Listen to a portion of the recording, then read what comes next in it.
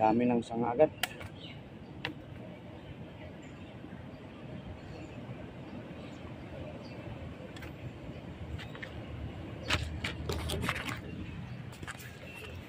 Ay magtanim na naman tayo ng malunggay mga ka-ranger, para hindi tayo mauubusan ng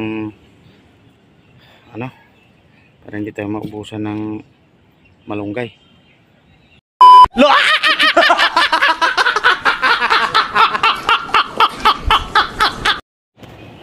So ito po kasi yung nabali pa nung bagyo na hindi pa natin ayan. So pinamputol-putol natin, ayan, nakadalawang putol na tayo dito, at itutusok natin yan sa lupa para magkaroon ulit siya ng dahon, o mapakinabangan din.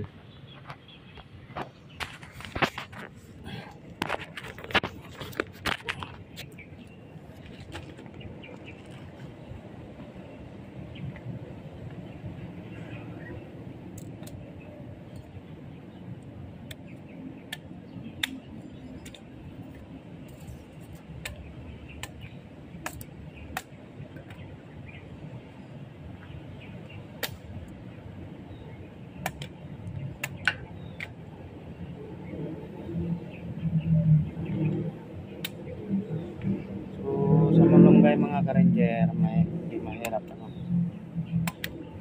mahirap magtanim ng malunggay.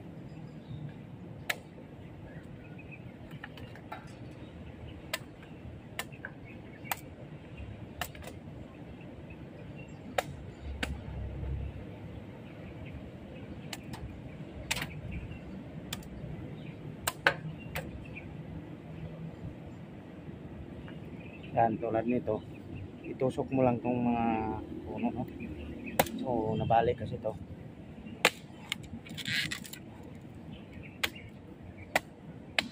So itusok mo lang to pag ganun, tapos mabubuhay na yan.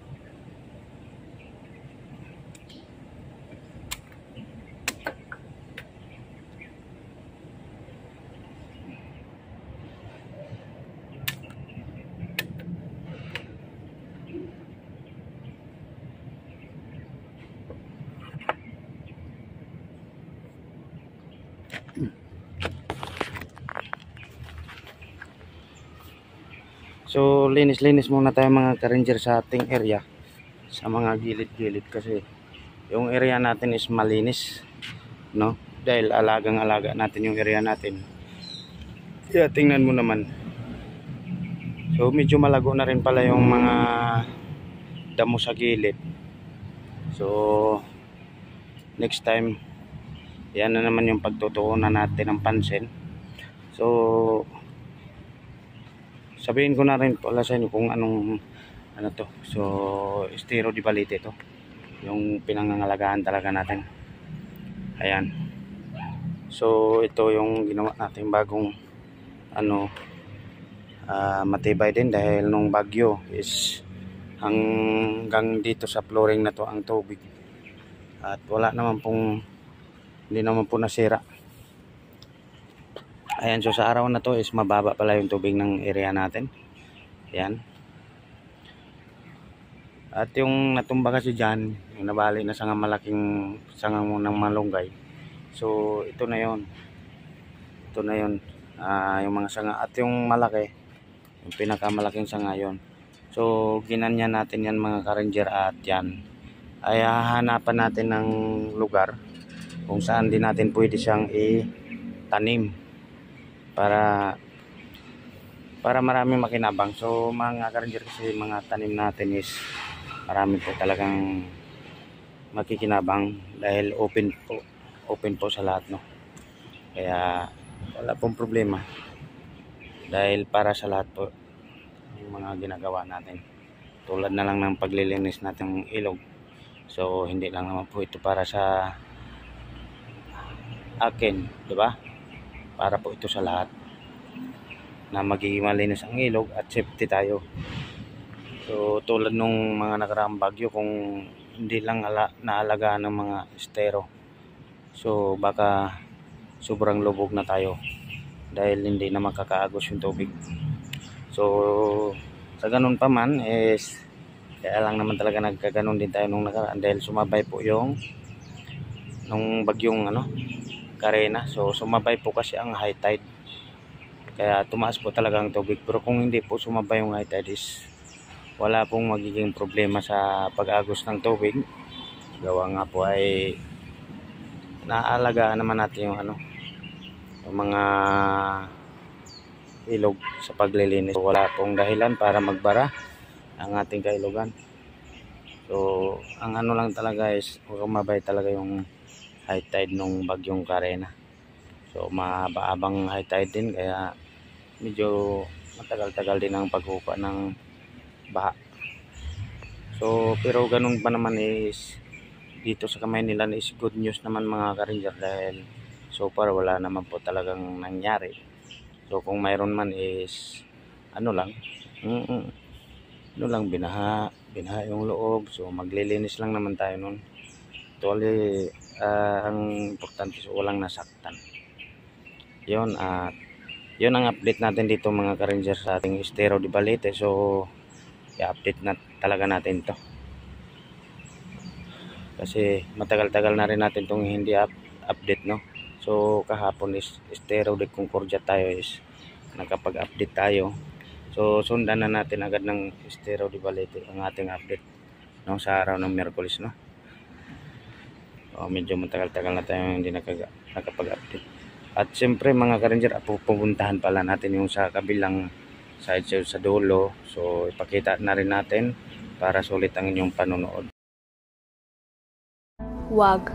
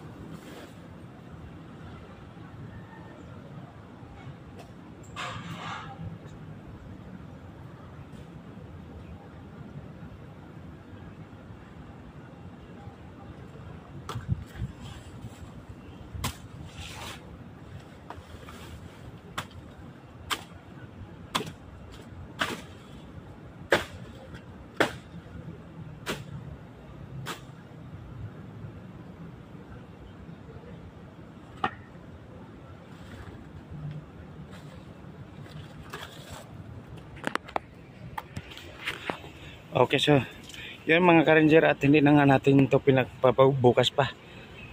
Tinira natin agad. Ayan. Yung kaninang nakita nyo masukal. Mga lago yung mga dami. So ayan na. At isasako na lang po natin to. Ayan.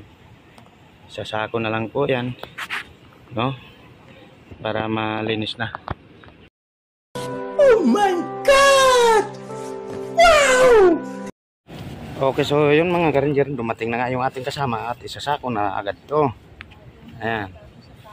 Oh, wag kang ano nang ano dyan, ha.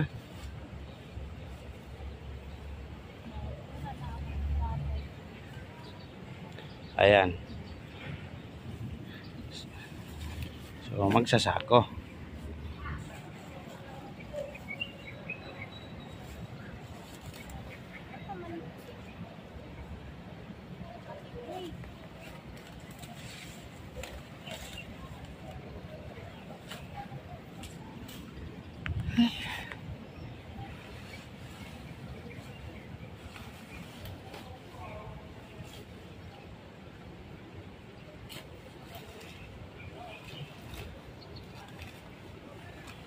Ayan, tingnan natin mga ka-ranger kung ilang sako yan.